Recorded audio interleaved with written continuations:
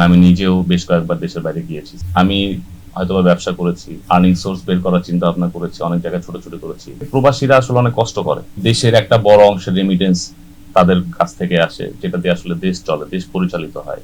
তারা কিন্তু আমাদের নাটকগুলো দেখে এবং খুব ফিলিংস নিয়ে দেখে। আমার ব্যক্তি জীবনে আমার যে অভিজ্ঞতা আছে সেটা হচ্ছে, আমার পরিচিত অনেকেই প্রবাসে থাকে, আমার রিলেটিভস আছে, আমার কিছু বন্ধু বান্ধব আছে, এবং আমি নিজেও বেশ কয়েকবার দেশের বাইরে গিয়েছি, সিঙ্গাপুর, মালয়েশিয়া, থাইল্যান্ড, এরপর হচ্ছে দুবাই। তো দেখা গেছে যে গেলে হয়তো বা বাংলাদেশের সাথে চলাফেরা করা হয়। তো আমরা বাইরের থেকে দেখতেছি যে তারা আসলে অনেক ইনকাম করতেছে বা ভালো আছে, দেশে আসতেছে, গোল্ড পরে ঘুরে বেড়াচ্ছে, টাকা পয়সা খরচ করছে, আত্মীয় স্বজনের জন্য শপিং করে দিচ্ছে। কিন্তু বাস্তবতা হচ্ছে, তারা যে সময়টাতে ডিউটি করে, ডিউটি সময়টাতে শুধু তারা ভালো সময় কাটায়। এর বাইরে যে সময়টা আছে, তারা এই দেশে যারা আছে, আত্মীয় স্বজন, বাবা মা, তাদেরকে নিয়ে চিন্তা করে ডুবে থাকে। তো আমরা যারা দেশে আছি, আমরা তো সবসময় আসলে বাবা মাকে পাশে পাচ্ছি, ভাই বোন যখন যেটা করতে ইচ্ছে করছে সেটা করছি, তারা কিন্তু সেটা পাচ্ছে না। তো সেই জায়গা থেকে আমার কাছে মনে হয় তারা অনেক বড় একটা স্যাক্রিফাইস করে দেশের উপকার করছে। আমার জার্নিটা শুরু হয়েছে 2012 সাল থেকে। আমি মডেলিং করতাম। এরপর 2016 সালে একজন ডিরেক্টর আছে, মেহেদী হাসান হৃদয়, তার সাথে প্রথম কাজ করা হয়। তো আমার কাছে মনে হয়েছে সামহাউ যে আমি আসলে এটার জন্য হয়তো পারফেক্ট না, বা আমি আমার লাইফ এক্সপেরিয়েন্স আমি এফোর্ড করতে পারতেছি না এই অভিনয়ের পাশাপাশি। এটার পাশাপাশি কিছু একটা করা উচিত।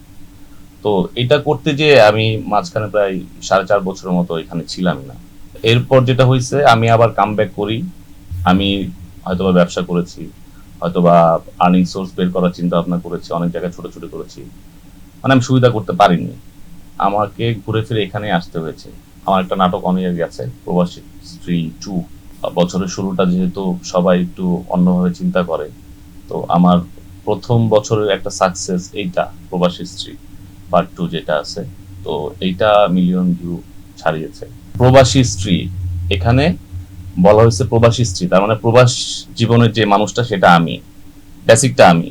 আর স্ত্রী যে জনরাটার উপরে হচ্ছে কাজ হচ্ছে, বা যাকে দেখানো হয়েছে, সে বিষয়টাকে সুন্দর করে প্রস্ফুটিত করেছে। প্রবাসে একজন মানুষ কেন থাকে? তার স্ত্রী বা তার সন্তানদের জন্য তো থাকতেছে। তো এটাকে আমি অনেক বড় কিছু মনে করি।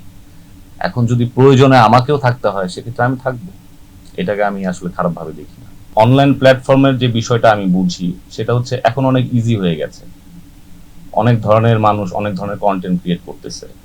এখন আসলে অডিয়েন্স অ্যাক্টিং বোঝে, অডিয়েন্স বুঝায় দেয় এই চরিত্রটা এভাবে না হয়ে ওইভাবে হলে আরো ভালো হতো। তার মানে আপনি বুঝতে পারতেছেন যে মানুষ সবই বোঝে এখন।